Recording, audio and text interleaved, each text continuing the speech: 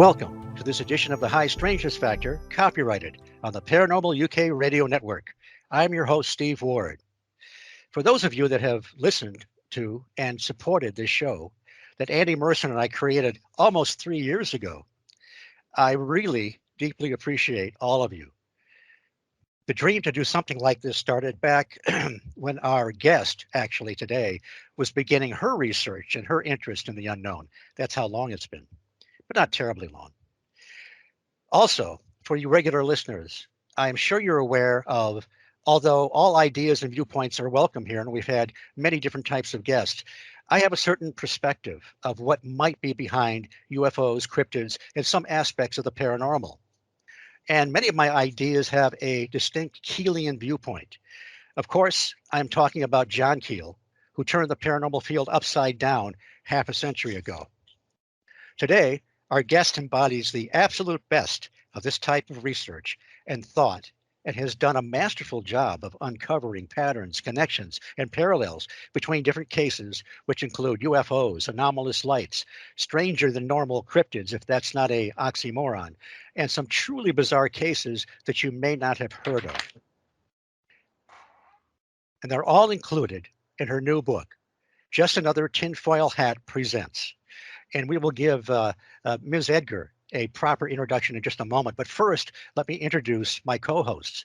Andy Mercer, welcome back. Hello, it's good to be back finally. It's been a little while. I think this is the first time I've really spoken since before Christmas, but here we are. It's good to be back. Well, I'm really glad you're here. And Brandi, I'm glad you're here because tonight is going to be a celebration. And a good friend of ours has written her first book, which is a pretty amazing book. And Brandi, you and I have done several shows recently. Actually, we've done several in the past, but more recently with the Bucks County Paranormal Investigators, starting with the Beast of Bray Road Conference. We have talked to them about their investigations there. We've had Lee Hampel on, you and I, and talked about his the experiences he's had on his farm, which lies adjacent to Bray Road. And we also talked to Stan Gordon. So it has been a quite a nice ride and a lot of fun. But tonight is going to be really special because, well, you, Brandi, and I, and Zelia. You notice how I hadn't mentioned Zelia's name in the beginning. It's because almost like it was a secret, like a real radio guy. But people that can see the banner right now, and they know Zelia Edgar is the guest, so there's no surprise there. But this is going to be really, really fun because all of us, the three of us, came together at the Van Meter Visitor Festival at different times, and this is going to be really special. And Brandi, and Andy, I can't remember the last time that, or the first time that you met Zelia, but anyway, it's just great that that we're all here to celebrate this. So let me do an official introduction here. Inspired by the rich history of weirdness throughout her home state of Wisconsin, Zelia Edgar has had a lifelong interest in the paranormal and has been seriously researching it for over a decade. In that time, her interests have evolved from the conventional to the high strangeness. She currently runs the YouTube channel Just Another Tinfoil Hat and recently released her first book entitled Just Another Tinfoil Hat Presents. She has appeared as a guest on multiple radio shows and podcasts, most notably Somewhere in the Skies, Spaced Out Radio. Soon you're going to hear her on the Paracast, and she's also been on the incredibly wonderful High Strangeness Factor. I had my editors change that just a little bit. But anyway, Zelia Edgar, welcome back to the High Strangeness Factor. Well, Steve, thank you so much for inviting me on again. This is pretty much my second home by now. I love the High Strangeness Factor. It's always an absolute treat to appear. And Andy and Brandi, super glad to be here with you guys tonight too. That's really exciting. Let me, I guess maybe we should mention, Zelia, you and I are coming up fairly soon in a documentary called Grand Tower UFO by Red Line Productions, and we were interviewed by Joe Turry at the Van Meter Visitor Festival. So I think that's coming within a few weeks, if I'm not mistaken. And also Michael Huntington is in it. I will be talking to him on my next show, and so that's something to look forward to. I was just on the Paracast recently. You can check that out. And I think I'm also going to mention I'm in I'm in a mockumentary called Mountain Devil 3, and it's about the UFO Bigfoot invasion, and it's done pretty much like a low budget Saturday matinee movie. And I have a cameo in it. There's some nice touches in it where you get kind of a retro look. He's used a lot of old footage, and fortunately, I'm not an actor in it. But he just has me. He's showing me like on an old style TV set, and it's from an old interview I did a few years ago. And Zelia, what he's captured of what I said. I forgot the whole interview. I'm actually talking about John Keel and transmogrification. So, if nothing else, it's worth checking out just for those 30 seconds. Okay. Let's see, Zelia, tell us, for those that may not know, just kind of give us a little bit of background. I know you were very young when you kind of got the bug and you got into this. I think your mom was kind of an influence, and certain people like Chad Lewis, who, by the way, has written a phenomenal foreword to your book. But just kind of give us a little background of how this all started for you. Yeah, so you're totally right. I've had a lifelong interest in all things weird. From a super young age, like it's just kind of been a constant for me. And that really solidified when I was about 8 years old. And my mom actually is the one who first introduced me to Bigfoot. She remembered growing up in the 70s. She had enjoyed slash been freaked out by all those like documentaries about Bigfoot, like the mysterious monsters with Peter Graves, I think it was, is one of Oh, the notable yes. ones that she remembers. Yep. Yeah. And so she was like, oh, well, this is kind of, I don't believe in that anymore, but this will be a fun urban legend. I can kind of bond with Zelia over this. We'll have a good time. Well, the thing is that I immediately was hooked and became absolutely obsessed with cryptozoology, and that held for many years, that devout obsession specifically with cryptids and cryptozoology. But my mom actually started realizing, hey, wait a second, I don't think this is an urban legend. It seems like there are actually legitimate reports. People actually are seeing these things. So now, she completely kind of flipped that, and has a very, strong interest in Bigfoot. Not simply as an urban legend, but as, an actual phenomenon that people see. So yeah, when I was 8 years old, cryptozoology was like my main thing. And then several years later, I was 10 years old when I was able to meet Linda Godfrey, the famed Wisconsin dogman researcher. And that was just a turning point for me because, you see this adult person taking all of this stuff seriously and, you know, building a life around it kind of. And that was just, I mean, there was no going back from that point on. And then less than a year later, I met Chad Lewis. I've pretty much grown up going to his his book signings and presentations.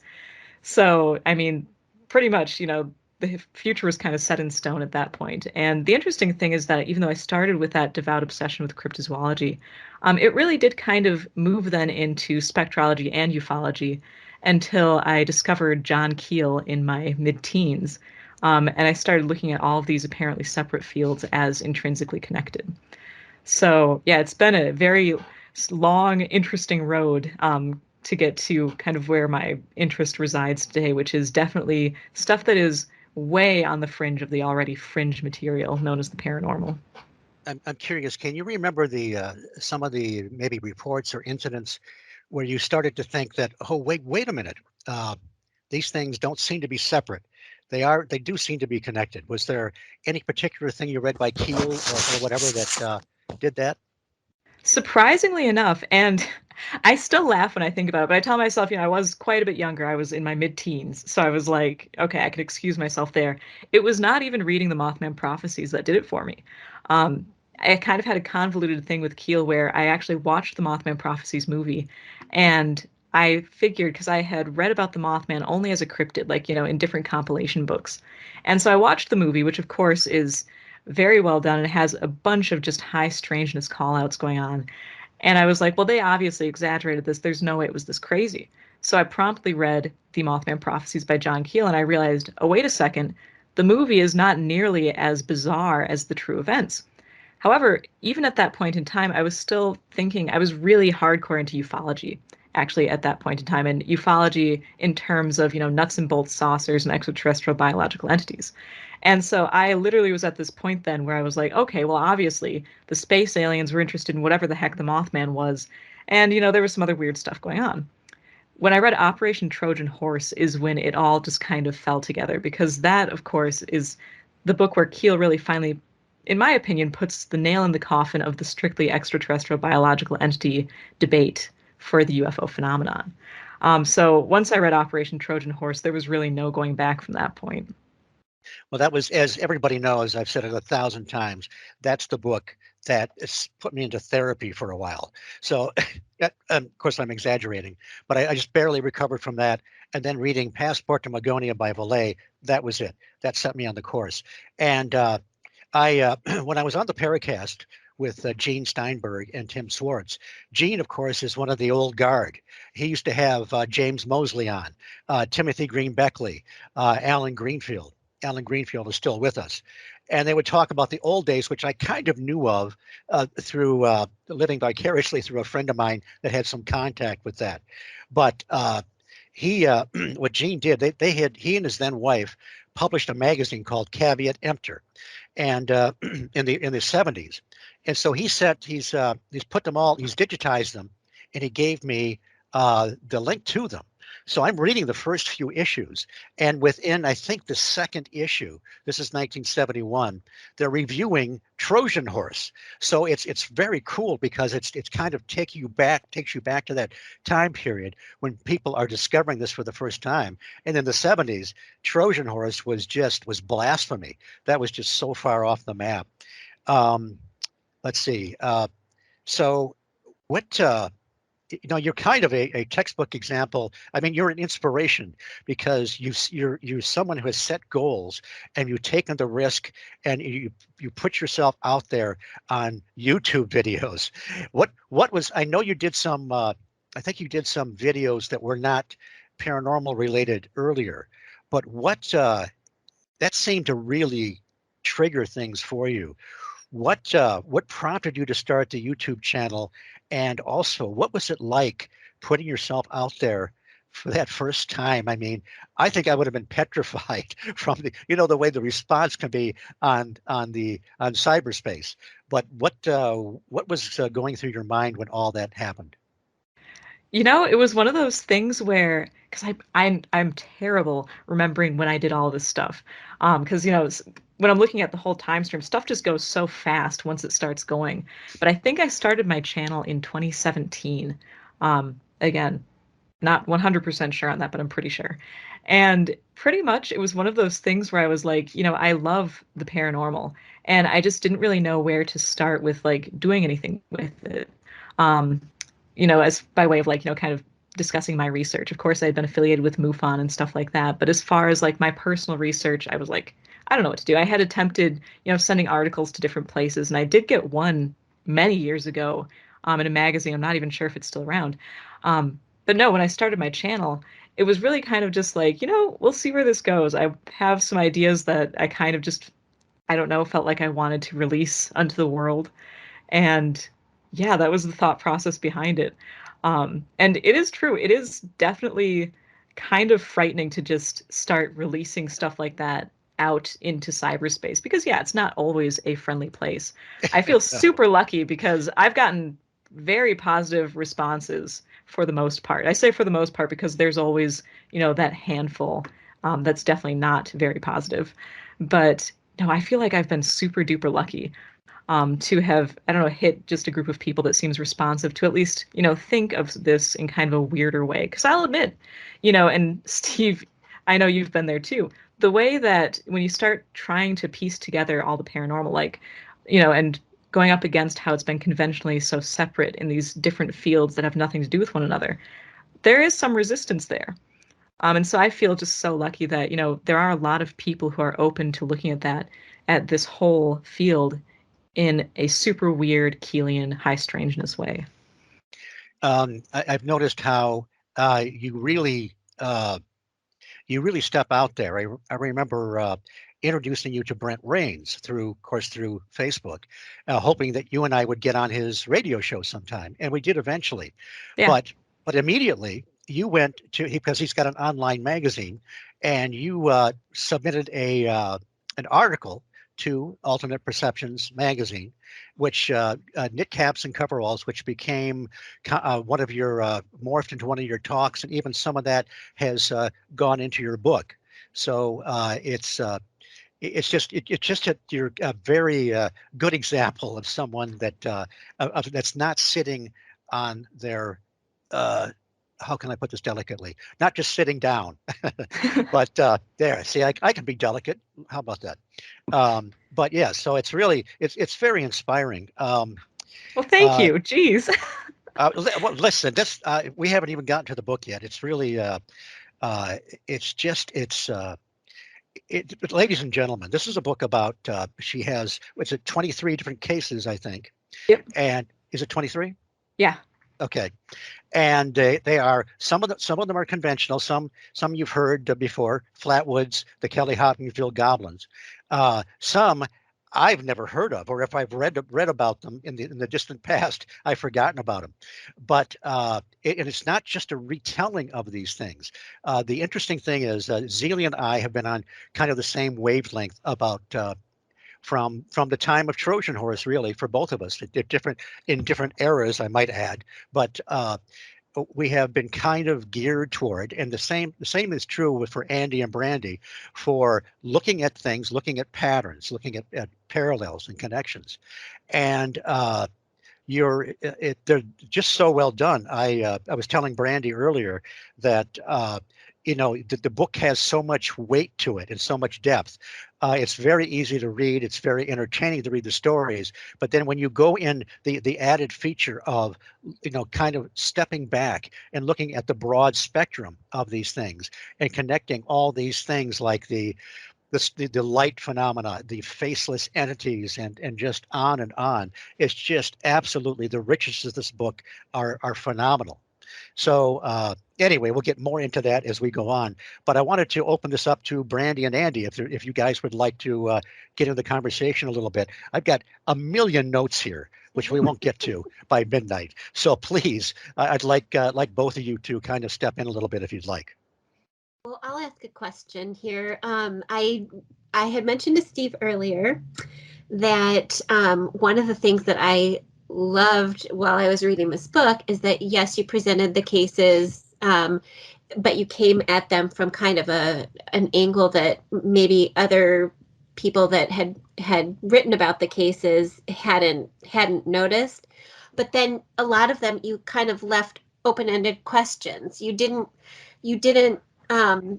say, here's what's happening, or here's what I think, or you kind of just left a question and then moved on to the next one. And I really enjoyed that part of it, because it really makes the reader think about the entire case or the entire phenomena.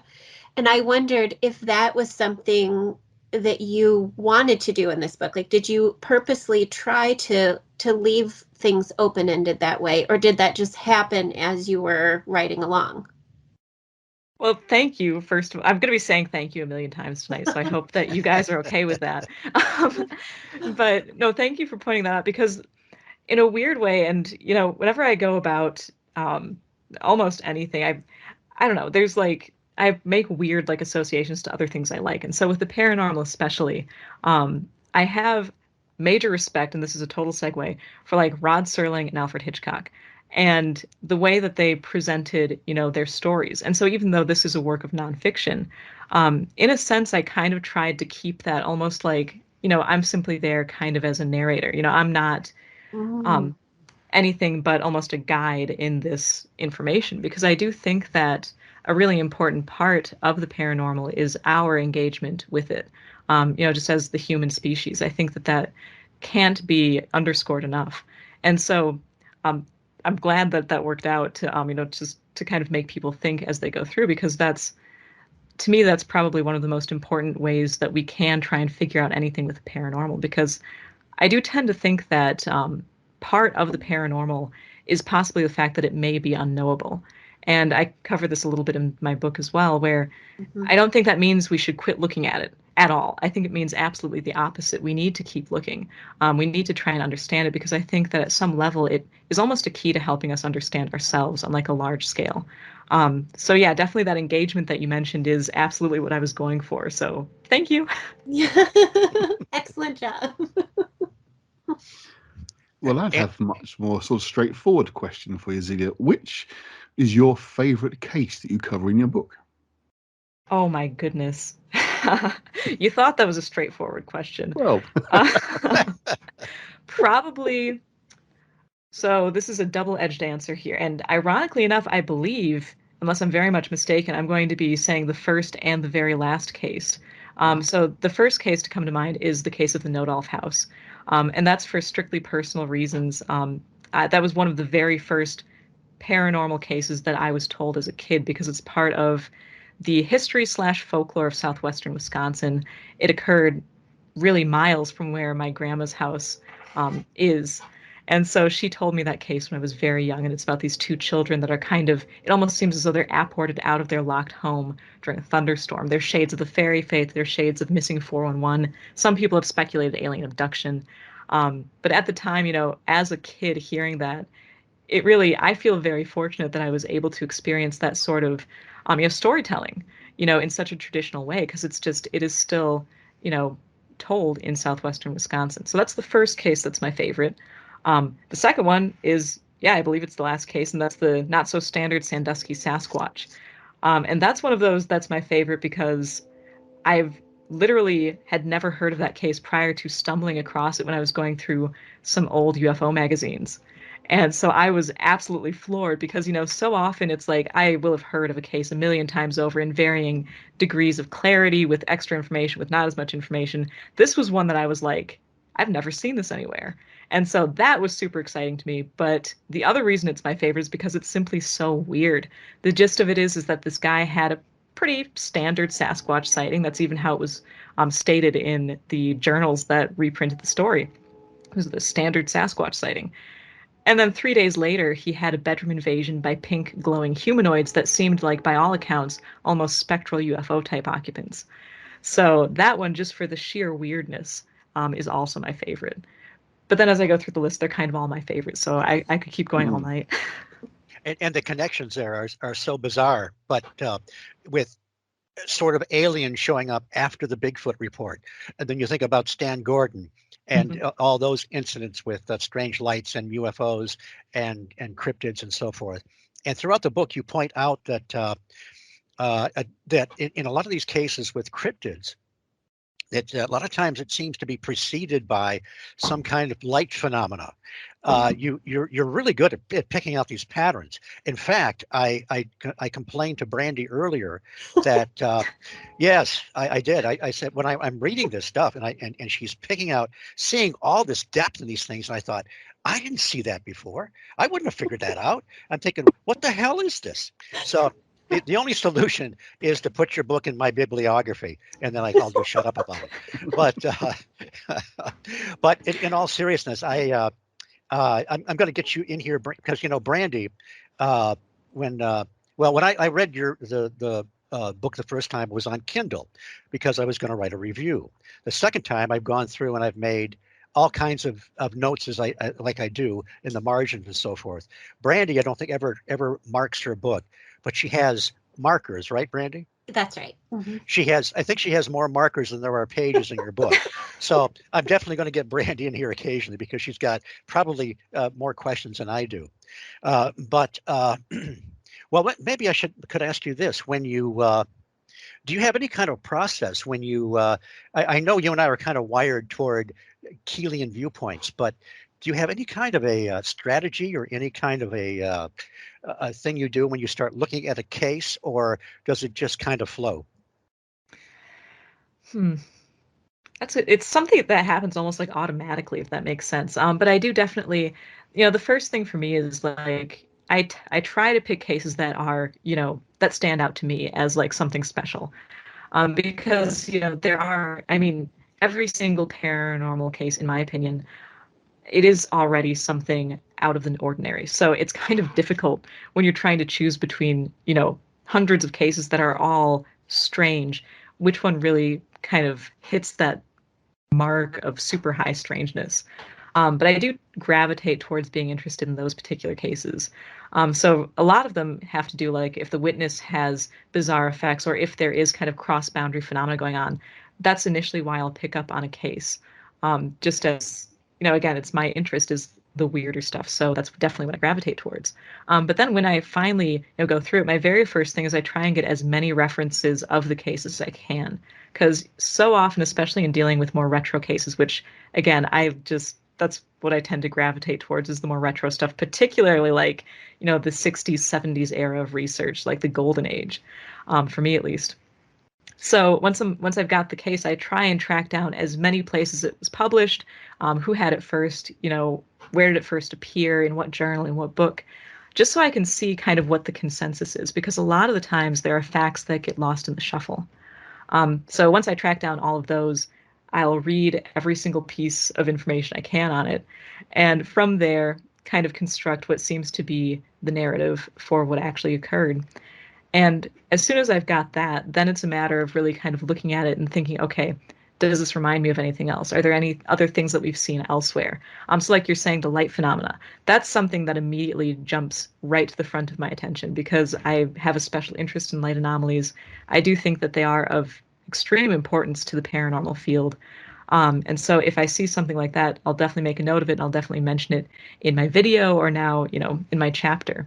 The interesting thing, the thing that I get very excited about is when I've done, a dozen cases and I realize that there's a pattern I didn't pick up on. And so a perfect example of that, and this occurred to me actually when I was doing Sam the Sandown Ghost Clown, is that it seems as though many times when you have these strange entities, they're preceded by, as you said, a light anomaly or a strange noise. And that was a pattern. As soon as that hit me when I was doing that particular case, I went back and I looked at other cases which I had done, specifically like, the infamous, famous flying flapjacks of Joe Simonton. And that too was begun. He heard a noise that attracted his attention. So what I really love is when there's a pattern I haven't yet identified that then I can go back and kind of weed through all the cases that I have and be like, oh yeah, that was present there too, and that was present here too, which also was exciting for me in doing this book because I was able then to kind of go back and bring that up in cases that I may not have done so on my channel. So I've noticed that that's another thing I want to remark is the detail in these cases. You keep bringing in more information than we're used to hearing. Like with Flatwoods, for example, you found out that the dog didn't actually die. It had a happy ending. That's pretty cool. What a relief, right? But and also one thing that surprised me I had this vision of this 12-foot mechanical whatever, but it actually was much, much smaller, wasn't it? Mm-hmm. Yep, it was Shorter? hovering some feet above the ground, which is why so often, you'll see that the top of its head or the collar or whatever it was 12 feet off the ground. It was actually just, I believe, 8 feet tall, but it was hovering 4 feet off the ground or something like that. Wow. Okay. Yeah, that's something too that all the time you'll see these different facts and figures and stuff like that. And so tracking down what was it actually? And sometimes it's something as simple as that. You hear that something's head was 12 feet off the ground. You think, oh, it's 12 feet tall. You don't take into account that it was hovering, Yeah, there's so much to the Flatwoods thing. I know Nick Redfern in Monster Files talk about there was a magician out of Britain. He was a stage magician, Jasper Maskelyne, I believe his name was. He actually did subterfuge for the Allies, and in Italy he created some kind of a contraption to scare the populace. The giant ghost scarecrow thing. Yeah, the description sounds like a Flatwoods monster, but how do you, was that what they were doing there? But then there's so many other things that don't fit.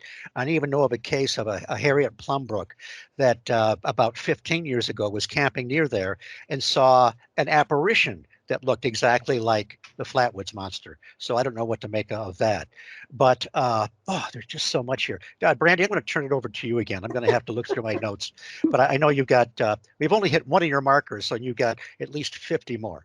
Well, One of the points that might be of interest to Andy too is that you mentioned, throughout different points of symbolism, and then at the end you kind of tied it all together with Jung and his, symbolism. But can you maybe just kind of mention a couple of those for us here that you noticed as kind of connections in some of these cases? Oh, definitely. That's been kind of a newer interest of mine, is the fact that so many paranormal encounters do have such hefty symbolism involved in them. And again, there's always kind of like one tipping point where I'm finally like, oh, okay, and then everything sort of falls into place. And so the symbolism thing for me really actually began with, why are there so many cases where dogs have some sort of bizarre reaction with paranormal phenomena? That was the one thing that really bothered me. And because you see time and time again, even though the dog did survive in Flatwoods, which let me tell you, I was very happy about. Um, but time and time again, it seems as though for some reason, dogs specifically, they seem to attract the attention of the phenomena. They seem to engage with it. And so, of course, there's the fact that, yes, people have dogs as guard dogs. Dogs are also very protective of their owners. So, yes, there's that. But I wondered too, just because it does seem as though the phenomenon also is attracted to dogs, such as the Trasco case, where the little space leprechaun said that it didn't want no trouble, it just wanted the man's dog. Right. So that was one of the first things where I was like, okay, so what could this possibly mean? And I did an episode or 2 episodes of this on my channel, where I started looking into, okay, the dog does kind of symbolize throughout most cultures two very separate things. And one is guardianship, and the other is kind of still that sort of wild, animalistic or bestial nature. Specifically, if you look at dogs, often in their roles as psychopomps, such as like, Anubis with the Egyptians.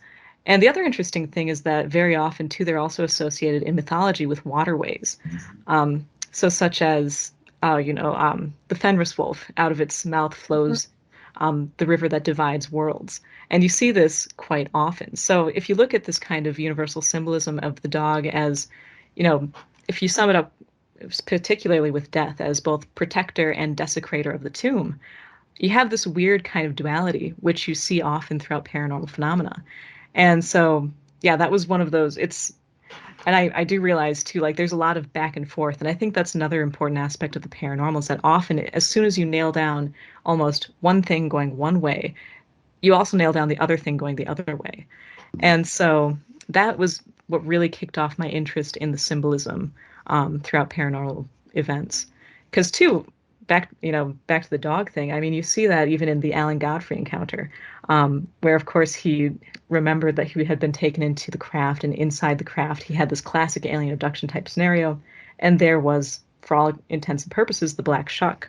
Right. So, and of course that was recovered through hypnosis. But again, if we're dealing with stuff that's already kind of at that barrier, I find it intriguing, regardless of, the factuality of how physical his events were, that that symbol was still there. So that was what really kicked off that interest for me. Okay.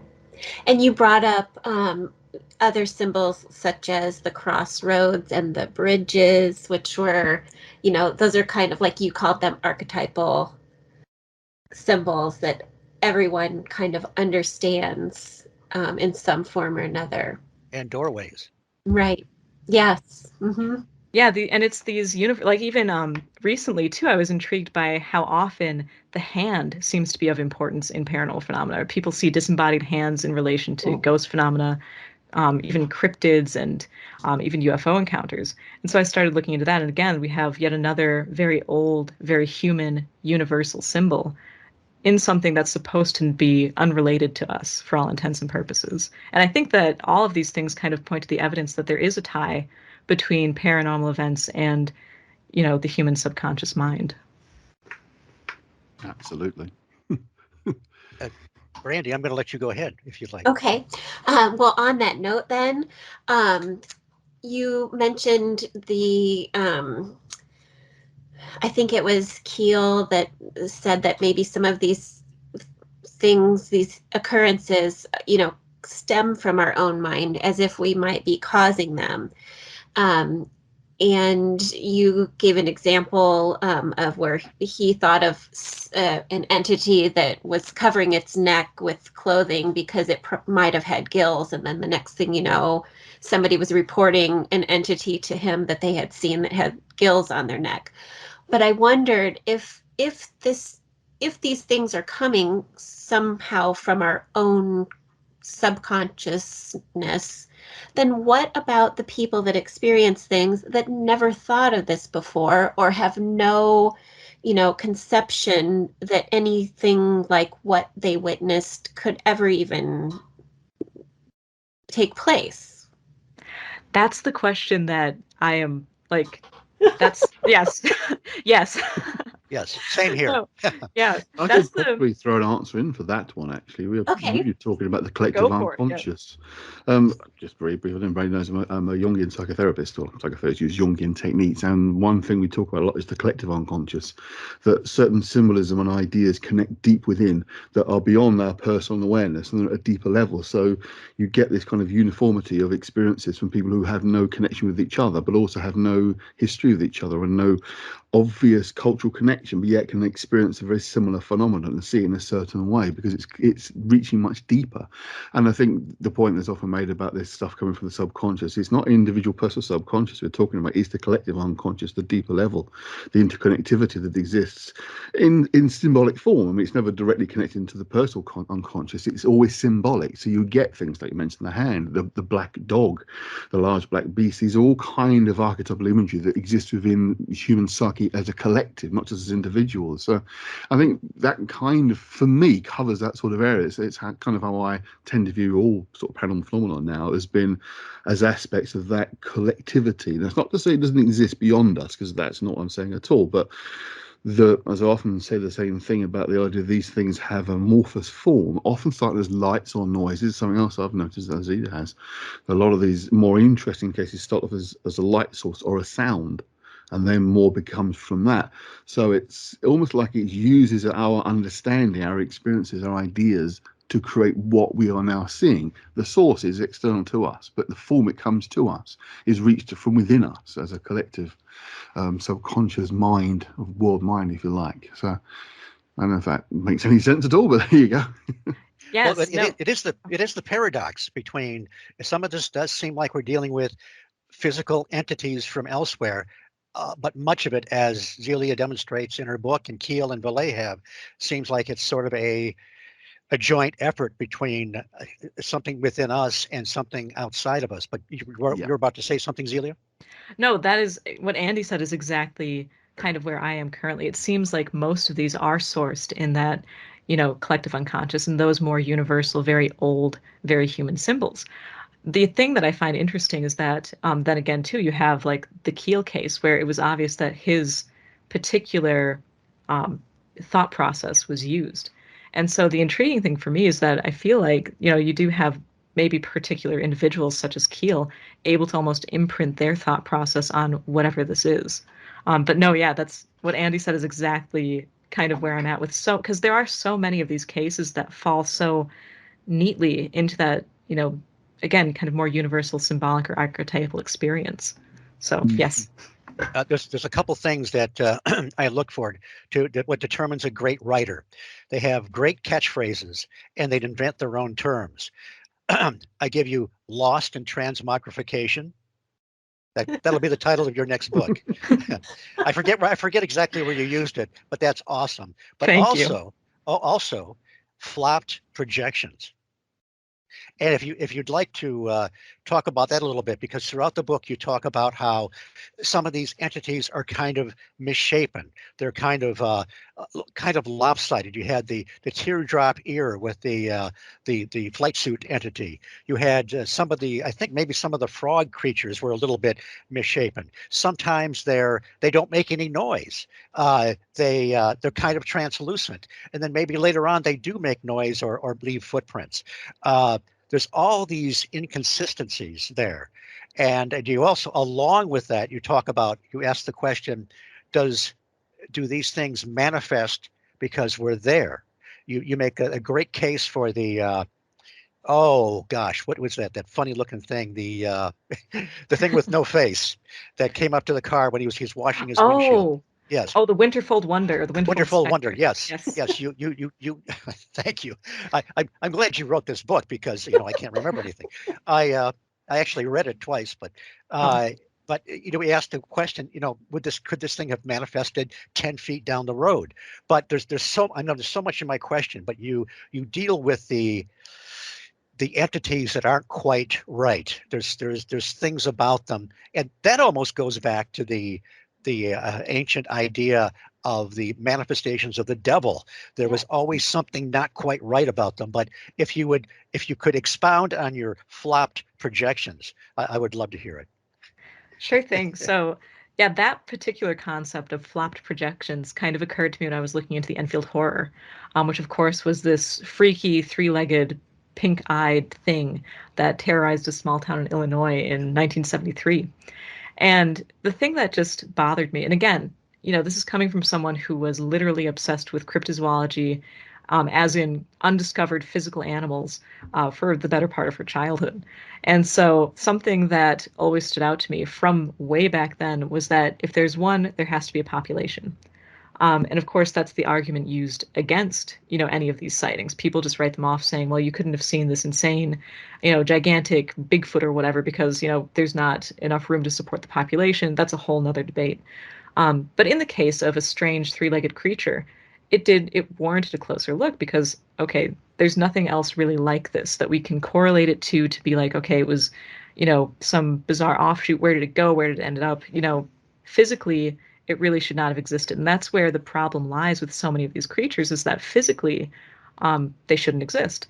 And so Keel's concept really of these things being projections or transmogrifications, as he used the term, was really appealing to me because I was like, okay, well, this kind of then, it doesn't explain yet how they exist, but at least it really provides for the fact that they are not totally physical.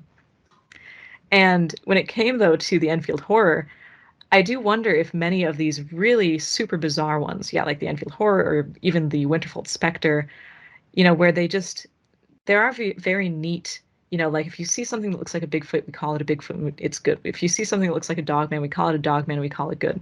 If you see something like the Enfield horror, what do we call that? And so my concept of flop projections is that possibly there are, certain ways that whatever the paranormal is tends to manifest, into these archetypes, such as the black dog, or Bigfoot, or whatever. And in between these strong traditional symbolic manifestations, maybe there are things that kind of don't fully form, for whatever reason. And again, this is all pure speculation, but that's kind of the thought process behind the term flop projections is that, maybe it was supposed to be something more recognizable, still anomalous, but at least recognizable. But instead it came out as something completely, as Keel would say, incomprehensible. In so many cases you represent, either there is no face or it's obscured somehow. And I started thinking about other cases like the 7-foot silver humanoids in Wales in 77, Dyfed, Wales. And they had these visors. They most of the time they didn't see a face in these things. A couple times they did see one without a helmet. But and I wonder are some of these just waiting for us to project our vision of them of what they should look like? But so there's just many things like that. Can I throw something in here? Yes, go ahead. And it is the connection of these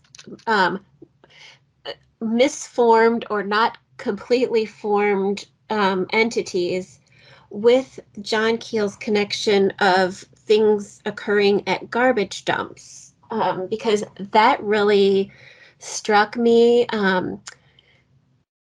in this way.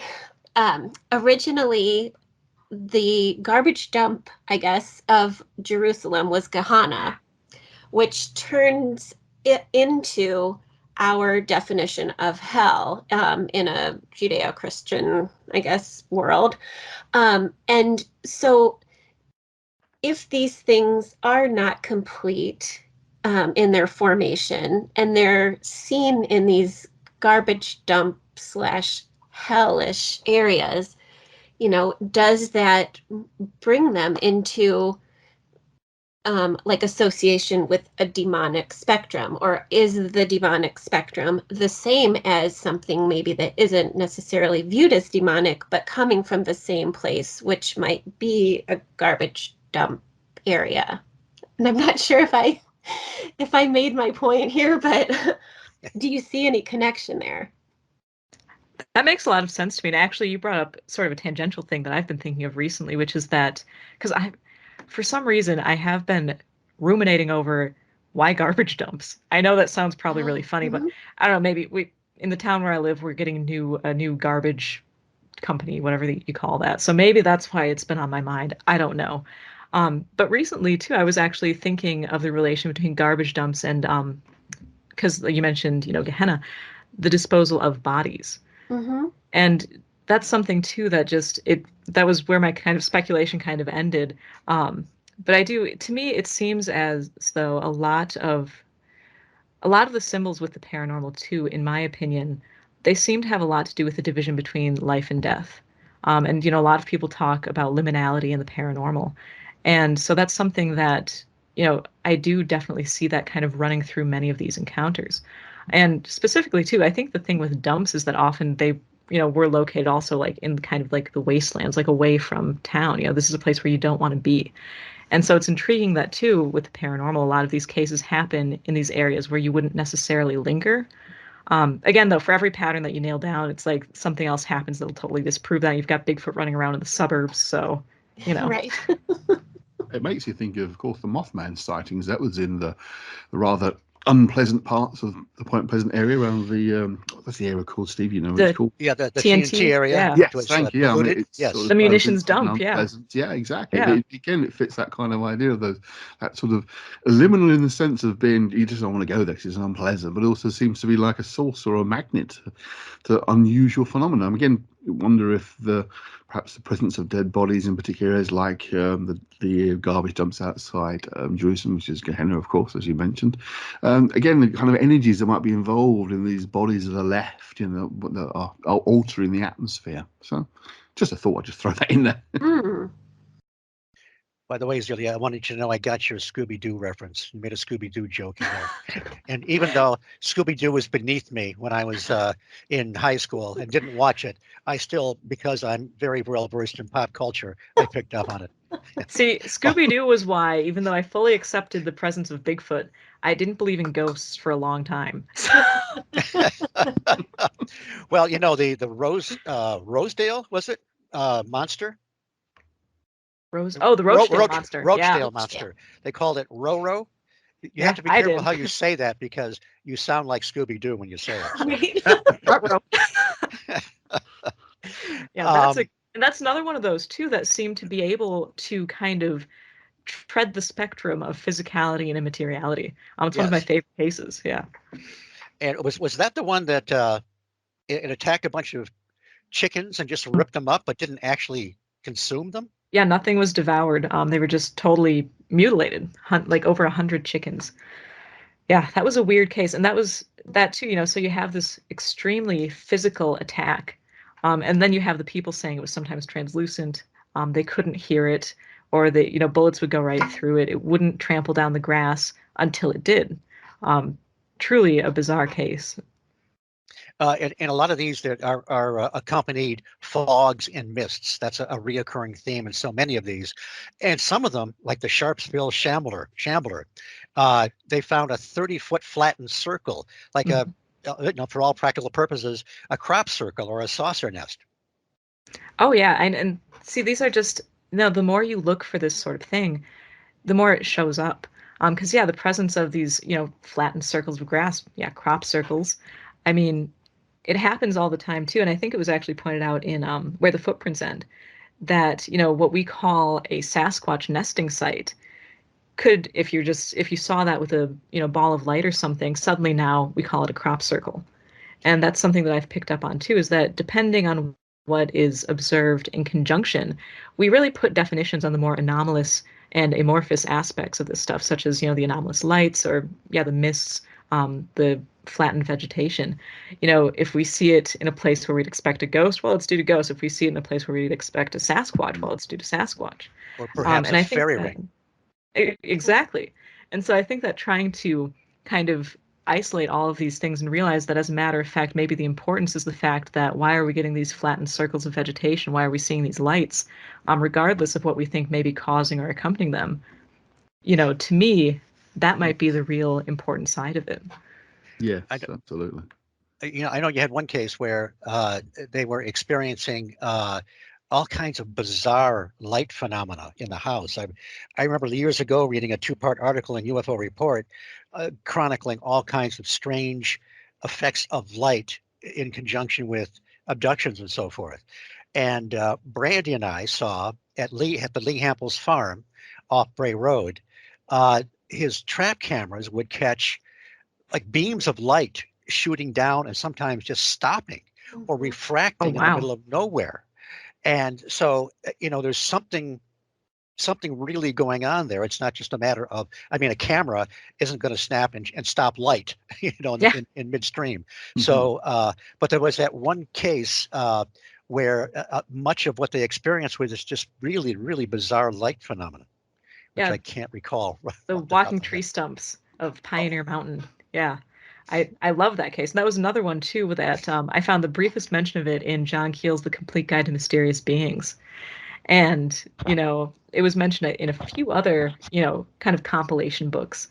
And I found a much longer version of the story actually throughout the newspapers and some saucer magazines. And it's truly insane because, for all intents and purposes, it was as though the family was experiencing poltergeist phenomena. It's just that it was happening at a time where there was a UFO flap in the area. And of course, the weirdest angle of the case, the walking tree stumps, it seems like none of the investigators were really interested in. So. And I want to add that even though Zelia can make up great catchphrases and come up with new terms, she's also very capable of puns. Let me quote from the book on page 84, referring to the tree stumps, which had apparently decided to make like a tree and leaf. I wrote in the margin groan right there, but anyway. Thank you. And puns are the highest form of humor, aren't they? They are.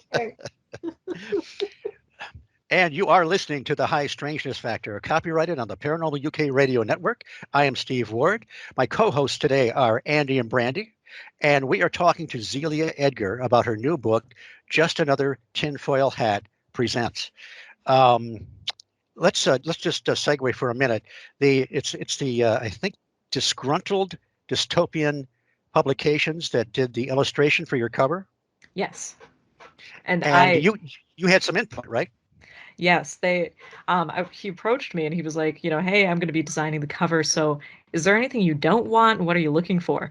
And I was like, I don't know what I don't want, but I told him that really what I was looking for was something kind of retro and almost comic book. And needless to say, I am so beyond pleased with the cover. I love it so much because too, not only does it capture, exactly it looks like the Riddler took over a movie theater, except if the Riddler was like too super obsessed with cryptozoology. I don't know. It's fantastic. But not only does it capture that comic book, very Gotham sort of vibe that I wanted, it also has references to UFOs, Bigfoot, Mothman, that conglomerate of the different fields of research that is so important to me.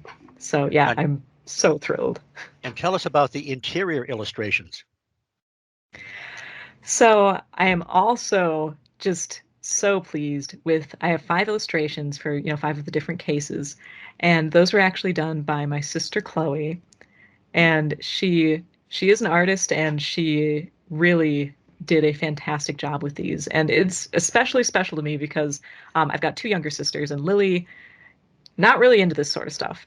But when Chloe was a kid, if we ever had to if we were waiting in the car or whatever, she would actually ask me to tell her, some of these weird stories. And so the Enfield Horror was a particular favorite of hers. And that illustration that she did absolutely captures the spirit of that bizarre little guy so well. So yeah, I'm so happy with how they turned out. Not just because I'm her sister. No, they're really good, and they're obviously 2-dimensional drawings, but they have a certain fluidity to them. Kind of movement. And the thing is that the Enfield Horror illustration, the Enfield Horror being a 3-legged beastie with arms coming out of its chest. I mean, there have been some great caricatures of this and renditions of this creature, usually very comical. But the way she drew this thing, you look at it and you think it could be real. I mean, she drew it like a real animal. She captures, like, even though, yeah, in each one the objects are at rest, but like, she captures that sense of movement and life so well. I'm so happy with them. And especially like the Sandusky Sasquatch too, which has the row of 5 alien heads in the background. Just the way that she captured, like, because Bigfoot too is another one where it's like it's so easy to make it look, just like some sort, like almost like a King Kong type gorilla. And she captured the kind of creepier, almost more mythic look that, I particularly like. So yeah, very pleased. Yeah, very nicely done. One of my favorite stories was the about the Loveland Frogmen, and there was more. You had more information than I was familiar with. Of course, Ray Shockley, I think in the 70s, and one of his partners saw these like frogmen near the Miami River in Ohio. But the one that really captured my interest was the one in 1955, where these tell us about that one. And they seem to be holding some kind of device. Yes. Well, again, the Loveland Frogman is one of those that I had grown up just thinking it was a cryptid.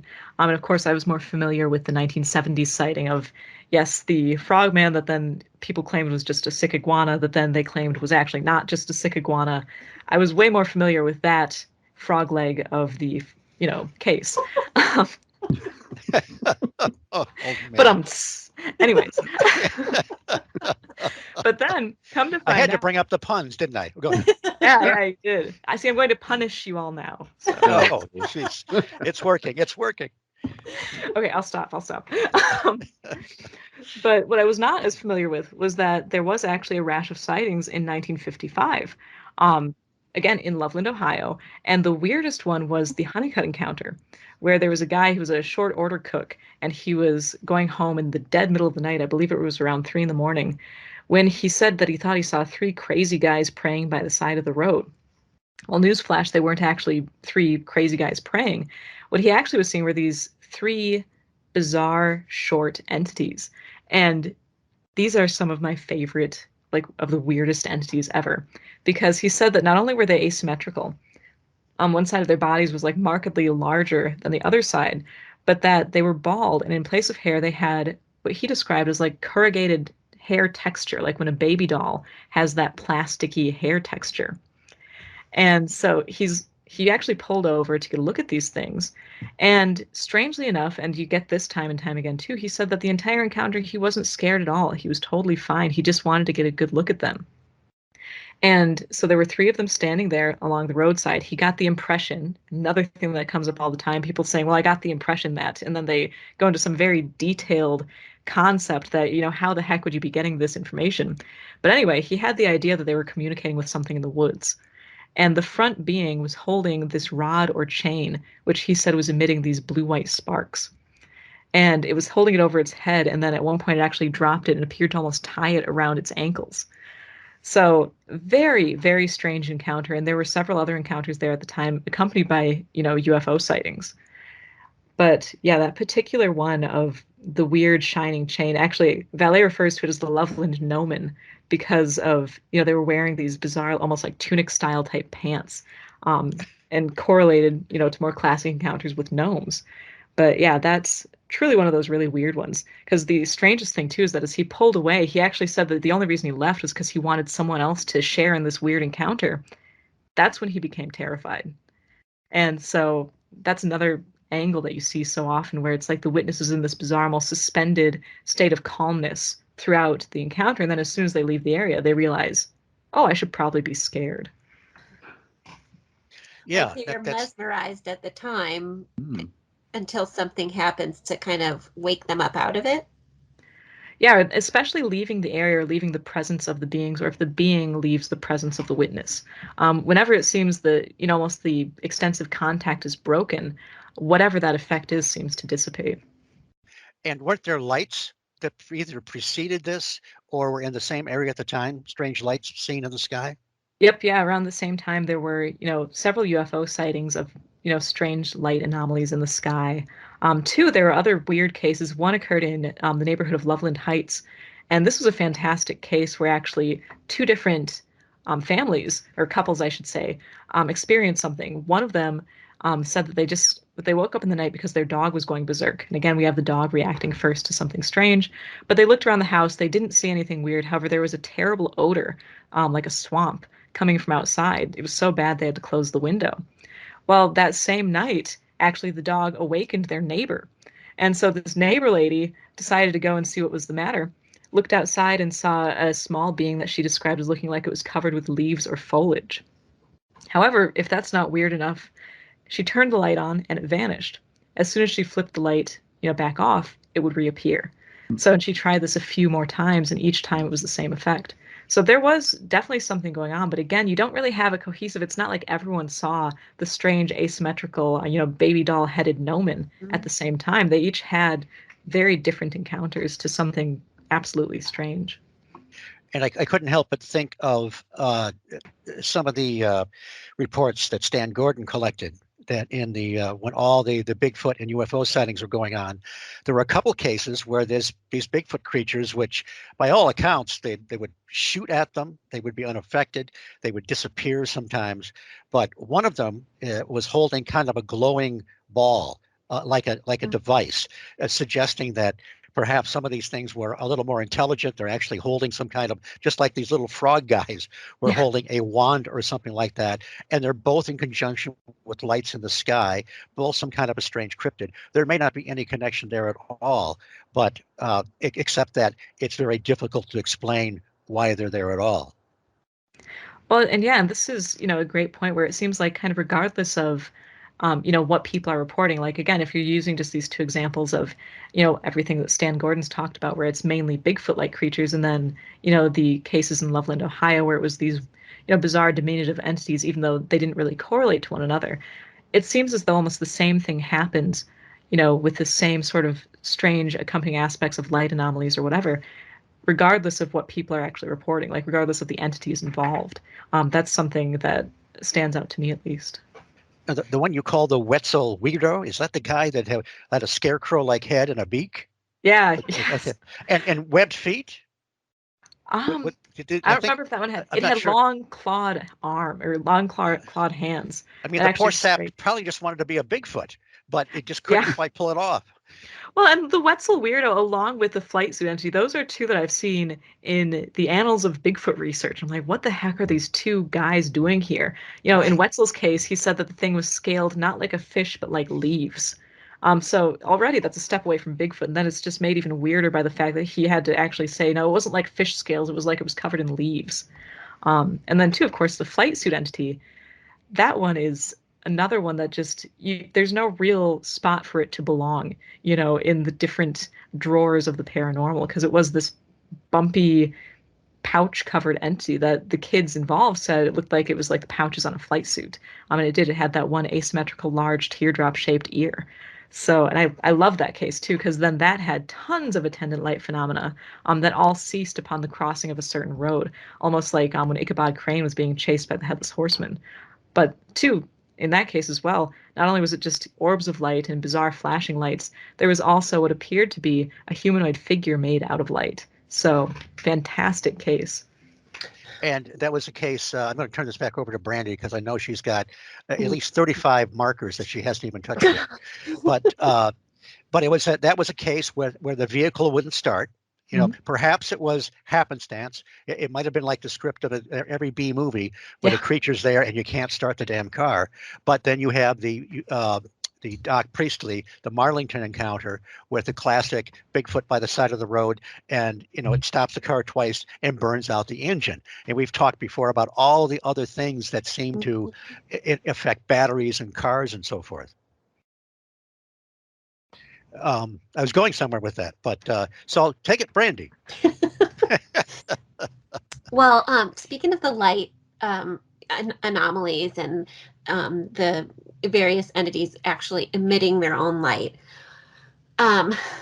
you know where I'm going with this, probably, Steve. But how do you correlate that? Maybe you don't with Marian apparitions.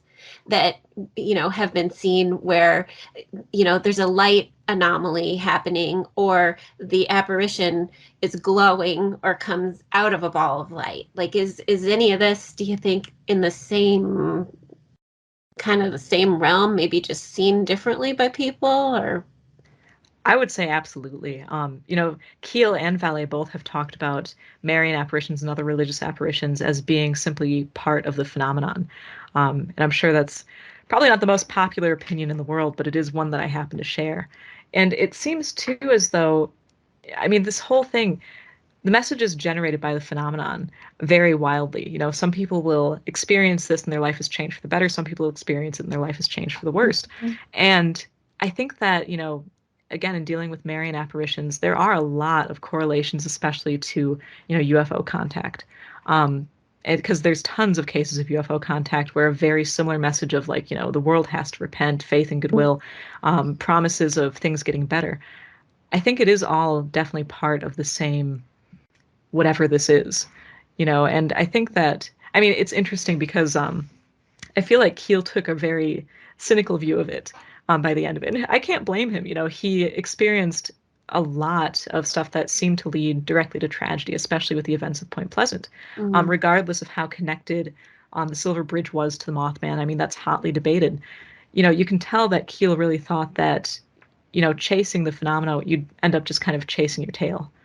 And so it seems as though he took a very cynical view of the messages. On the flip side, Patrick Harper in Demonic Reality seems to take a very positive view of the messages, saying that it's almost for the psychological or spiritual evolution of mankind. And myself, I always tend to split the difference. So I think that the phenomenon itself is, of course, we'd all love it if it was positive, if it was something good, but I think that I'm not sure if we can really put those sort of labels on it. That maybe in whatever sense we can understand it is neutral and it generates both positive and negative responses. Well, there are many cases of healings. People have close encounters that they look more in an angelic sense. Speaking of Marian apparitions, I know there was one classic one in the 1800s, I think, in France.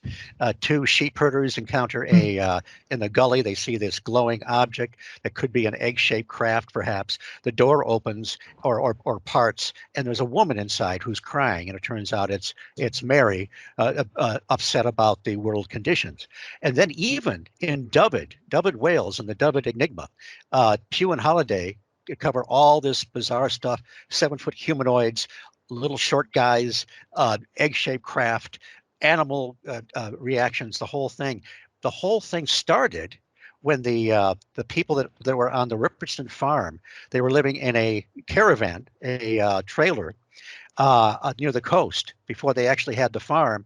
They were seeing an apparition of Mary. And they could only see it through the window off into the sky, and she would be there. She'd had a rosary, and then eventually she would morph into an image of Jesus. So it was looked at it as in a very religious context, and then all that ended, and all this other stuff happened within another year. Just bizarre that's all connected in the same place. It's intriguing too, because I always think of how Keel said that very often witnesses to kind of high contact events, there was a huge propensity for them to be former Catholics. And I've actually, my mom's family is, traditionally Catholic, departed from that, but that's all right. So I do have, pretty decent knowledge of like the Catholic Church and traditions and stuff like that. And I think that it is a very symbolic religion. And there is a lot of priming to look at things in an almost symbolic fashion where things have meaning. And so it's no surprise to me that we see these patterns then popping up in paranormal encounters, especially of witnesses, possibly tending to be from that background. I don't know how it is today. I'm going off of what Keel said when he was researching, but I thought that was when I first read that, I was like, that's intriguing. Very interesting. It's almost like that, like it all comes out of, like Andy mentioned before, the collective subconscious somehow. I was going to say, actually, that's what I was thinking as we were talking here. It comes into that idea again of the amorphousness of these things, that Mhm. you might get from them what you're looking for, be that a positive or a negative thing. You know, if you're afraid, then you get something fearful. If you're looking for hope and inspiration, you might see, say, if you are religious, a Virgin Mary or something along those lines, something that fits. I mean, I know I've mentioned this one many times before, and I bore myself keep talking about the same thing, but I remember in seeing the televised version of Ray Bradbury's Martian Chronicles, there's a scene in that stuck with me for decades.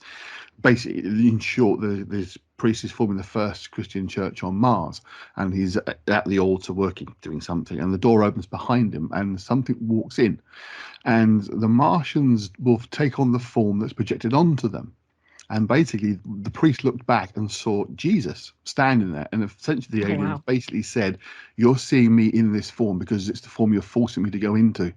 And I thought that really hit me when I saw it. I mean, it was on decades ago. Probably getting DVD, I expect. It's well worth watching for that scene alone. But it really struck me. I thought, Bradbury, you're really onto something here. And then I sort of looked more deeper into this kind of stuff. So, as I've said before, you know, I came from this with the idea of what Keane and Valley talk about before I'd even read their stuff. And when I started reading their stuff, I thought, blimey, this is it. This is what I've been thinking as well. So, you know, that idea that, again, if they are just purely amorphous, have no identity of their own, but other than what we give them, drawn from our subconscious, it kind of explains the weird and wonderful things we see. Because it's almost like grabbing a mismatch of different ideas kind of conglomerated together to create these very strange phenomena that we see, you know. And also, it always strikes you that there are so many different descriptions of these things, be them aliens, ghosts, monsters, you know, demons, whatever. The vast array of descriptions. It's like there's got to be something going on here that is not of their own identity, because there's too many different types. I'm just always struck by that. And again, the way these same kinds of phenomena are described over the centuries. I mean, I'm working on a book at the moment. It's a long-term project. Take God knows how long to write it, but it's looking at Victorian folklore books, which I've got a massive collection of.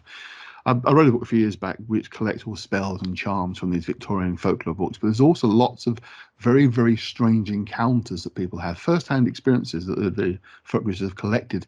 And again, I was struck by then, the kind of things they describe as happening in one way then, in Victorian times, we would describe probably differently now, i.e. abductions. For abductions in those days were taken underground, going back to talking about before. Entities taking things into deep caves under the earth, whereas now it's into spaceships, into outer space. So it's been pulled away from the land, if you like, one direction or the other. And it's almost like there's no descriptions in those books of what you might call classic UFO sightings, but lots of these underground creatures or strange things emerging from the earth. So it's like the form and appearance changes over time because of our understandings changing over time. And to me, that kind of just made a lot of sense. The intriguing. Go ahead. Go ahead. No, the intriguing thing, because I've noticed that too, Andy, about how, you know, it was mainly predominantly like under the earth or even under the sea sometimes, in a lot of the older myths and legends, and now we've pushed it effectively into the sky. And the intriguing thing now is that it's almost as though space, you know, to quote cowboys, ain't even big enough for the both of us. We're starting to push these things into different dimensions. Because, of course, too, I'm very interested in the non-extraterrestrial explanations for UFO encounters and UFO occupant encounters. However, I don't believe the answer can simply be chalked up as interdimensional. This is a huge can of worms, but going back to the big disclosure thing that wasn't earlier this year, I see that narrative kind of being discussed, and I think that there's a danger there in cementing it, especially if we are dealing with something amorphous that doesn't really, you know, we can't identify it because it's simply unidentifiable. To try and force some new narrative on it, we're running the risk of providing the proof that we need, if that makes sense. Absolutely. I think one of the problems we often encounter is there are lots of presupposed ideas of what these things actually are. Before people begin to even research things, there's always this sense they've got to be coming from somewhere, whether it is other planets, other realities, others. The idea that it's almost it's kind of with us as well as not being with us. It doesn't kind of almost works in our mind psychologically. We're so used to what I often talk about as the subject-object relation, the idea of everything is out there, physical world, and then there's us internal world, that the two aren't somehow connected. But in actual fact, they are just all the same thing. You know, our sense of what's out there is from within us and that kind of thing. So it has this kind of weird middle ground between these different places and states that he doesn't, because he doesn't fit the kind of more conventional, unconventional wisdom of the paranormal world. It gets pushed to one side as being, well, it has to come from somewhere, whether it's another reality, another time zone, the future, the past, planet Morphus. It has to be from somewhere. Well, maybe not. Maybe it is just here. Yeah, I go back to Lee Hampel's farm, and his photographs tend to demonstrate some kind of technology there as well. So I think there might be a little something else. Even Keel in later years kept the door open for other things, but so much of this is what we've been talking about that is reflective, that does seem to deal with sort of a co-creation of what's going on. It doesn't preclude that there may be other things, and I wonder if there are other intelligences that realize that this happens to us in our psyche or whatever, and they think, oh boy, we can manipulate that and make them see whatever we want to mask our own activities. But that's another story. But what I wanted to say is, it's funny because I make notes here sometimes, and sometimes they're so badly written I can't even see what the hell I wrote. But fortunately, I deciphered this one. Oh man! But your book, Zelia, it's almost like if somebody picks this up and they're not normally geared toward, some people are still, they'll watch the stuff on television, and TV doesn't really present this kind of idea that there's a broader way to look at this, and that there are these patterns that kind of emerge. Your book's kind of a training manual for those that aren't used to this. You do so well at demonstrating all these possible connections, going into folklore and other cases and so forth. Some people are just going to be blown away and say, wow, I never thought about that before. I never looked at it this way. So it's really an important book because it's new. There's a lot of people that will never pick up John Keel or Jacques Vallée or maybe even Joshua Cutchin, because maybe his books are too specific, like Bigfoot and so forth, although they're extremely valuable. So that's what I got out of it. And it's a book that has so much depth and so much weight that it's going to end up on your shelf, at my shelf anyway, as a reference book forever, because there's so much into this. It's not you don't gloss over anything. It just has so much depth, and so I really recommend people pick up this book, and regardless of where they're coming from in whatever perspective. And Brandi, we were talking about this earlier. What are some of your observations about the book? Same thing. And I do want to mention that what we were just talking about the reflective nature of all of this, is one of the points that Zelia was making. It makes you think. Yes, she's presenting these cases and they're very entertaining in the way that she presents them. And like you said, even if you think you know everything about this genre, you're going to find something in here that she brought to light that you didn't know. But so it's very entertaining that way. But it also, like I said before, leaves it open-ended. And like we were just talking about, it really makes you think. It makes you become introspective almost. Yes, it makes you think about, the cosmos and the nature of the world that we live in. But it also brings you back into yourself then. And you'll be reading this book over and over, going back. That's another great thing about it. You can go to individual chapters. You don't have to start from the beginning to the end to get it does help with a certain narrative. And Celia, well, in a minute, I want you to talk about the last chapters just a little bit. But I noticed one thing, with Keel, you can't help but play the name game a little bit.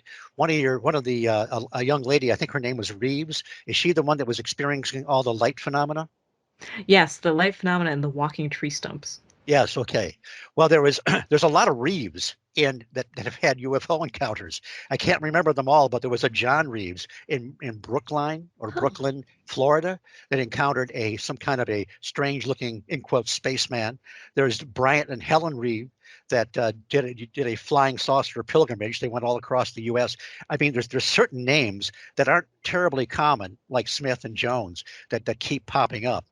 But Well, and the Zelia even mentioned that in a couple of her examples that yes. that there were some name, crisscross of names in different cases. Reeves wasn't one of them that she mentioned, but she did mention that phenomena. Yeah, I know Reeves is one that I know Lauren Coleman has talked about with his the copycat effect and Twilight Language blogspot. And Wetzel's another one where in the same year as the Wetzel encounter, there was another Wetzel that witnessed a displaced kangaroo. Yes. And how common is that name? Right. I know it. And the cat, we had the ones we don't mean no harm. We just want your dog. Yeah, you're not taking my dog, buddy. There was another dog napping attempt in the same day. Yep. And one of those, the name of the almost victim was the same name as the town. He was in Everett. Yeah, Everettsville. Yes. Everett Clark. So John Trasco lived in Everettstown, New Jersey, and of course that was the infamous space leprechaun. And the odd thing is that I think it was about 6 hours earlier on the same exact day, a young man by the name of Everett Clark in Dante, Tennessee, said that some spacemen that looked like just normal people but appeared to be speaking German, like from the movies, came out of a very similar egg-shaped craft and were chasing his dog Frisky. And again, they didn't succeed in catching it, which is the failure to do simple things like that. I mean, if we're dealing with, again, the common narrative is that we are dealing with these entities that are so advanced in us that they can just take whoever they want to take, perform crazy procedures, and then be off in their, model 2.50 spaceship. They couldn't even capture a dog. And even if you imagine, you almost want to imagine it's the same group. So what do? The little leprechaun guys put on their German suits and try and kidnap another dog? I mean, what? It's baffling. It's almost like the failure. Sorry to how their failure to like morph into the correct proportional entity is almost. They needed to take 2 pills, but they only took 1 German pill. Yeah. And they just didn't. It only lasted half the day. It's an interesting thought, actually. I just want to put this to you guys. I wonder if that kind of explains something about to do with things like abduction cases, because people often want to talk about these high-tech spaceships, so these aliens are taking them into these weird lights and doing these things with equipment and technology. And then you have the stories like you're talking about now, could even catch a dog. It's like the human psyche needs the idea of these aliens having these high technology and fantastic craft because they abducted us. It's like they have to be superior and have all these powers. Yeah. The idea that somebody that couldn't catch a dog is now abducting humans, that's uncomfortable. You still, I'm not quite sure I can get my point across. There's something there, speaking as a psychotherapist, there's something in the human psyche about that idea. It has to be this advanced technology to have captured me, if you like. It would be like seeing your heart surgeon drop his sandwich. Yes, exactly. Yes. I mean, effectively. Yes, it'll lose all confidence with you. Absolutely. Yeah. That's the kind of thing I mean. Yeah. Oh, that's a very good point. I mean, and I think too that, it is so confounding because, because the abduction narrative, of course, is a very popular one and it has been for quite some time now. And the interesting thing is that running congruent to this narrative of this super race that is taking us for malevolent or benevolent reasons, because no one can get that straight either, then you still have all of these ridiculous, very theatrical displays going on at the same exact time, like you just said. It's just, that's the intriguing thing is that, I do tend to think that the phenomena is all connected somehow. And even I think that abductions, and I know this is a very difficult kind of area to tread because people have very strong beliefs about it. I think that they are not, again, strictly material. That has a lot more to do, with a symbolic experience or even a dreamlike experience. And that is not trying to, degrade the truth of the experience, just the factuality of it. Yes, I mean, It's definitely a controversial area. I'm very much of the opinion that the vast majority of abduction stories are to do with hypnagogic dreaming and sleep paralysis. As a therapist, I've studied in great detail. I mean, I've had clients who've had the same kind of experience. But I do think it is the idea of, put it quite simply, in the 1800s, you're abducted and taken underground. Now you're taken into space. You know, Yeah. there's some change of direction going on here because again, it's the narrative and genre. But I do think that it is. I mean, don't go too deep into this, but the whole concept of how the brain works with things like sleep patterns and how our sleep forms and what happens to the brain and the mind and the body during sleep is very complex. People often have the idea as you fall asleep and you wake up again, but so many of these abduction stories happen in the middle of the night. They wake up, the aliens are there, or they're taken out through the window in the middle of the night, you know, and they're in bed. Is also the idea that that's your most vulnerable time, is like asleep, because you can't protect yourself because you're asleep. So it kind of fits into that as well. The abductions rarely tend to be in the middle of the afternoon walking down the town to go shopping. You know, it tends to be those kind of things. Well, people have experiences, of course, those kind of going down the shops in the middle of the afternoon, but the strong abduction case stories tend to be around that idea of middle of the night when, you know, you're vulnerable, you don't feel you can protect yourself. They kind of fit together. So yeah, there's definitely a non-physical aspect to them. I'm not saying they don't exist as real phenomena, because I don't know. My own personal view is probably not, but I don't know. I'm not going to claim that. But it is this whole kind of what's really going on. Is it just something that's physically happening, or is our minds playing a big part in it as well? And even the sort of outer space gambit, if you want to call it that, it started out with known planets, Mars, Venus, and then it, you know, when we got to know more about the planets, it moved further off into other galaxies, other dimensions, or nonsensical places like the galaxy of Ganymede. Of course, Ganymede is a moon of Jupiter. Yeah, it's always a little bit further out there Yes. than we can grasp, and that's sort of like the I don't know, is that maybe the trickster creeping in a little bit, or that element that makes these things so elusive. Yeah. Well, Brandi, you got another tab there? We'll probably be wrapping it up pretty soon, but Okay.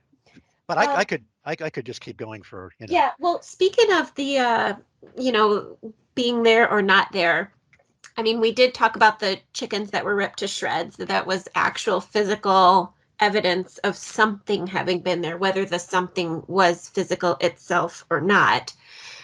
What about this witness who turned on and off the lights, and they were not there when the lights were on, but they were there when the lights were off? And how does that fit with our fear of the dark, like Andy was just talking about, or you know, like sleeping with the lights on? Like how does that all kind of work together? Can I throw in something on a more psychological level that probably helps with this?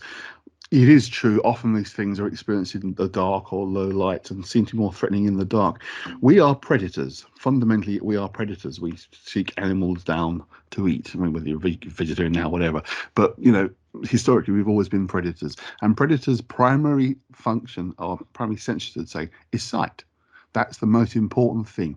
If you take out our most important sense, sight, then you're relying on weaker senses, smell, sound, etc., hearing, then we become vulnerable.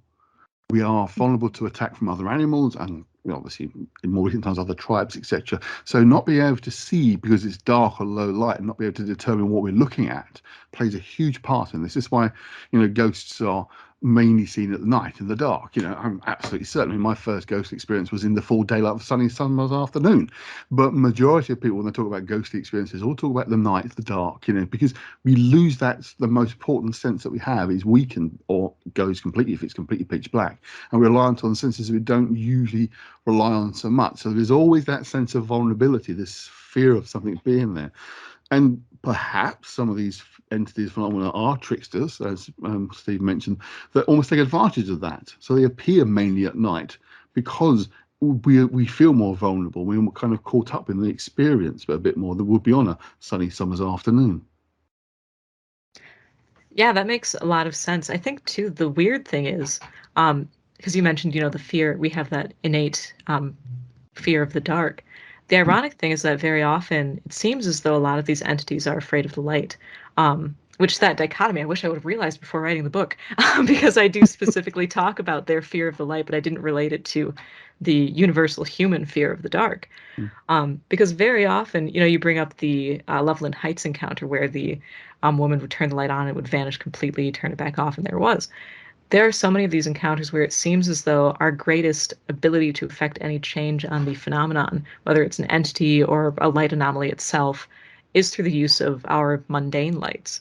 Another great example of that is the Cisco Grove encounter, which that was a fantastic encounter. And the weirdest thing about it is that this man, long story short, it was kind of like, again, the heart surgeon dropping the sandwich. This guy was besieged all night by these strange, for all intents and purposes, UFO occupants. He claimed that some of them looked like straight robots and the others looked like these humanoids in protective gear, which you don't see very often. And they had a mothership nearby, quote unquote mothership. The interesting thing is that this man would drop down. He had a pack of matches and he was actually up in a tree trying to evade these entities, which were somehow unable to abduct the guy. And he kept tossing down, he was lighting everything he had on fire. So his hat at one point, he had money that he lit on fire and tossed down, yes. the book of matches. And the interesting thing is that the entities were intensely afraid. They would jump back, as though they were just petrified of the fire. But the strangest thing was the mothership would also jump out of sight. And yes. yeah. And just to interrupt you for a second, with all totally. this technology, they couldn't get this crummy little guy out of a tree. One human. Yeah, they couldn't get him out of the tree, in spite of the fact that they had knockout gas too, which was apparently somewhat effective because he kept on passing out. And coming to still belted to the tree. But yeah, no, so very often too, because then of course, that occurred to me because so many Bigfoot encounters, people say that Bigfoot is, you can kind of scare it away with fire or with a flashlight or whatever. It's interesting though, because again, you'll see that belief also with ghosts, like you just said, or of course, with demons. People always say to bring light or light a candle or something like that. But then here you have it with UFO occupants. So, but there's another thing you brought up in that event, right? I remember reading the folklore accounts where, in order to escape whatever's after them, they would drop something, whether it was money or whatever. Tell us what happened up with I can't think of his name right now, but in the Cisco Grove encounter and the money. Yeah, Donald Shrum. He was this 20-some-year-old guy, and he actually went hunting with his buddies when they accidentally got split up. And of course, he had his terrible night up in the tree trying to evade these entities. And his two friends, one of them actually did see what they thought at first was a shooting star that was moving very slowly. But no, so Shrum was tossing down everything he had at them after he was out of matches. He actually even had a bow and arrow, and he managed to shoot the robot once or twice, I believe. And so he was just desperate. He threw down his canteen. They picked it up and they tossed it back down. They weren't interested in that. He eventually tossed down all of the loose change he had in his pockets. And the intriguing thing is that he never recovered any of his coins. The entities in question actually took that with them. And of course, the UFO investigators at the time said it was because they wanted to study them. As to why they wanted to study the coins instead of the canteen that had his DNA on it, I don't know. But to me, of course, that immediately reminded me, like Steve said, of all the folkloric accounts where you have to toss down, particularly with vampires and even witches. If you toss down grains, they're compelled to count the grains. And moving a step further, too, the tradition of grave goods, such as Karen Zabel, where you place money or some other goods with the dead to ensure their safe passage. Mm-hmm. So it's just one of those weird details. Yeah, it's fascinating with you think it's a physical encounter, but with the coins and the reaction to them, and especially with dropping the bits of things that were lit on fire, and the mothership moves away. But you wimps, it's just a little match, and they didn't understand that the coin thing, it was just a loan. They didn't give it back. So. But it is when you start to think about it. And I remember reading this case without all the detail because Shrum didn't come forward for a long time, but it was out there. It was investigated probably by APRO. I think that's where I first read it, from the Lorenzens. And it was a case that goes way back. And I remember how bizarre it was, where the robot-like things come up, open their jaws, I used to have a toy robot like that with the, they had the cord and you could make missiles shoot out of it. It didn't have any noxious gas, fortunately, but the gas, I mean, the whole thing, it's like a nightmare. And, it's got to be true. I mean, who would make up a story like that? Yeah, and I mean, too, the interesting thing is that regarding the strange noxious gas or mist, I mean, we even see that with the Van Meter visitor. Yes. With a Yes. totally different, the And the antediluvian beast. Yeah. Only And you get the time loss, the time Right. distortion, and the light on Yeah. its horn or whatever. Yeah, And it's the all, noise. Didn't it yeah. emit like a train whistle noise too? It's just it would be nice if it was just a kind of a offshoot of a pterodactyl, but it carries with it this other this high strangeness, this other baggage that that connects it again to, uh, I don't see how anybody can't see some of this. I can't see how people can just look at things in a linear way anymore. I mean, they won't if they read your book, Zelia. And by the way, Brandi, Zelia, and I will be speaking at the Beast of Bray Road Conference at the end of April. And Brandi, you're talking about mounds and their connection to the paranormal. Is that right? That's correct. And Zelia, do you have a topic yet, or are you still working on it? It's yes, but no, but also yes. Okay. I think it's going to be on weird stuff. I can tell you that much. But I think I'm going to be doing UFOs and the cryptid connection, Okay. something along those lines. And what I'll be talking about is trying to come to grips with the why on Lee Hampel's farm, which means I have to take the speculation train off the cliff where Hmm. the bridge is out, because I'm going to state, I think, before I start talking, that I don't believe anything I'm telling you. But this brings us back to Celia's book and Keel, is that I'm trying to come to grips with these dogmen, these creatures. They act like wild animals, just like the ones in Zelia's book where it ripped to shreds. One of them killed a dog, apparently. One of them killed all these chickens. They eat roadkill, they eat bait or whatever. Yet there seems to be some kind of technology that masks them. I mean, they can take away a bait or roadkill that's there, and the camera doesn't capture them.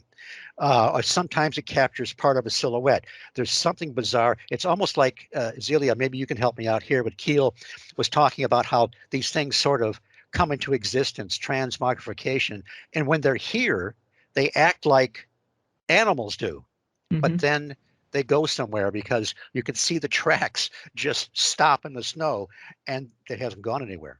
My favorite quote from the Eighth Tower, he said, "We do not know the place where hairy monsters come from, but we do know where they go. The poor slobs literally melt." I love that quote. I don't know if it's true or not, like, if that's exactly what they do, but, this is the thing, is that, it seems like the big deal is that they have to be physical, but also they can't be totally physical. And that's trying to catch that edge it's a difficult thing to do. Right. Should we not talk about your last two chapters, maybe just generally? Your last two chapters do try to sum things up a bit more. I mean, you do a lot of that during the different cases you present. What would you tell people about what is it, speculations and the inconclusive conclusion? um yeah, that is the best way I could possibly phrase it, because that's exactly what it is. I am of the mindset that really with the paranormal, answers, I'm not sure we can really, like, hard and fast, this is what it is.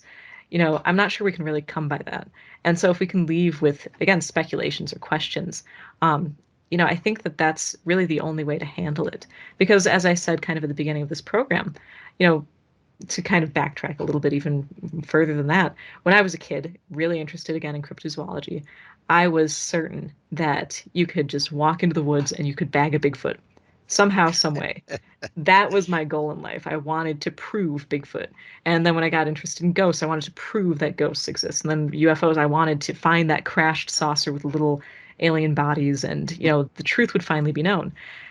And I do think that as I've matured, I've realized that that's not exactly the point of the paranormal field. And a lot of people will take that as, oh, well, like, why even bother then? But I think that's exactly why we should bother, is that, it is a huge part of human culture, like for all time, is this great unknown. And that's exactly why we should look into it, is because if it is unknowable, we should still try and understand as much as we can about it, because I think it does have a huge bearing on us as a collective. So yeah, that's speculations, is kind of trying to thread together. I did try and retain the threads throughout all of these cases. So I try and tie them up a little bit in that chapter. And then the inconclusive conclusion is sort of my personal take on the paranormal, if that makes sense. Just how I feel about it, moving forward and with everything that I've done so far. So. And Andy, Brandi, any things you'd like to say as we start to wind down for this evening? And the idea of the inconclusive conclusion, it's almost innate within us. We want to believe we can actually definitively prove X, Y, Z to be the case. Here is the definitive evidence that this all works, and we understand this now. But it doesn't happen. Even in sort of modern physics, you have ordinary gravitational physics of Newton, and you have quantum physics. The two don't mash up. They're never going to. This idea of granification theory that will bring them all together and prove everything completely, it's not going to happen. So, of course, something as broad as that, the idea that we're going to get conclusive proof of X, Y, Z in the paranormal field, I don't think it's ever going to happen. I mean, I've been ghost hunting for 30 years now, literally 30 years now. So I feel quite old when I say that. But, I've reached a conclusion that I believe there is something to the paranormal. I can't tell you what exactly. I wouldn't like to give a definitive description of what I believe is the case, because I don't really know. I know weird stuff happens, but that's on my bed to say after 30 years. People come into it with certain set ideas and theories, as we were saying earlier. You have to leave those behind. And I think your book is a very good example of why you should leave those preconceived ideas behind, because you're going to come across cases here that just don't fit into any category. And yet there are there are definite experiences people have had. They're not making these things up. They've experienced them, but they don't fit any of the known categories of explanation. So I think that's important that your book's doing that. Thank you. Well, it's sort of like if you go to the therapist and you're like, why is all this happening to me? And, why this and that? And the therapist just looks at you and says, we don't know why, but you got to deal with it. It doesn't really matter why, because you have to live your life. So it's kind of like that. At the end, I was so excited to get to the last couple of chapters, and I was like, where's she going to go with all this? Where's she going to go? And without really giving away the final two chapters, I was all by myself. I'm going to embarrass Zelia right now, but I was all by myself, and I finished the very last paragraph, and out loud to myself, I said, Zelia, you are a genius. It just says it all. And it's kind of like that, almost like that little slap in the face, we're all looking at the wrong thing. Here's what we need to look at. This is what we need to be focusing on within all of this mishmash. It's just a different take, and it's just a great take. Thank you. And so many of these things, I think a lot of our positions are kind of in a state of flux, because we're always getting more information and we're always kind of changing. But the bottom line is that a lot of this goes to the heart of our existence, and all those, the question why, all those cliches about why are we here. This is all connected to that. And that's why I think it's so important. Zelia, any closing comments? Anything that ideas that we've missed tonight? I mean, we just barely skimmed the surface on your book. Well, I warned you I would say it a million times. Just thank you all so very much. Here I am again. I'm like, I don't even know what to say. It's just truly, I'm so happy that I'm able to kind of be in a spot where I can really deal with this field of research and share, some ideas with, people. It's just, I'm totally sputtering and I'm sorry, but seriously, the importance of this is huge for me. So just, I'm just so happy about this, and thank you so much. It's perfectly all right to sputter. I do it all the time. And I think unless anybody would like to say anything else, I'm going to start to close it out. But I'd like to, and page 184 of Speculations. This is so well written, Zelia. In these encounters, I believe that the image exists at a liminal point between objective reality and subjective experience, which, like every great mask, serves as both disguise and revelation. Wow, that's so good. Thank you. And let's see. You know what? I do want to ask you one more question. Okay. Obviously, I didn't point out that this is a companion book to your YouTube channel. I mean, the stories you did on your YouTube channel, they weren't just transposed. You had to do all kinds of more research to make them into a chapter. Will there possibly be a second book, do you think? Yes. I mean, nothing is set in stone, you know, Okay. but I mean, to quote Plan 9, look to the future, it's where we all live, right? So I'm definitely planning on, as I keep doing my YouTube channel, which is still going strong, as I move forward, I'm actually going to try and gather together the cases that I do into another volume, you know, Excellent. as time goes on. So, and I imagine I see you with a notebook full of ideas for your subsequent books for the future. oh yes, I mean, because too, you know, in addition to this, I also have, I mean, I've got plans, man. You know, I would love to do some other books on, you know, a specific, you know, angle and just really research the heck out of that. So yeah, expect more from me in the future. So Well, I expect to have a whole array of your books sandwiched between John Keel and Jacques Vallée. They are that good. that is high praise. Thank you. Honestly, if John Keel read your book, he would be very impressed. And it really is as good as anything that he has written. And now with that, okay, go ahead. I'm sorry, go ahead. I was just gonna say that is very high praise. So, well, thank you of the night. it's very accurate, and I think we'll all agree. The High Strangeness Factor is copyrighted on the Paranormal UK Radio Network and was created by Steve Ward and Annie Mercer. I want to thank our fearless leaders, Irene Allen Block and Mark Johnson, here at the network. I also want to thank Andy Mercer, who does double duty as regular co-host and producer for the show. Also, Brian Zeller, who composed the music for The High Strangeness Factor.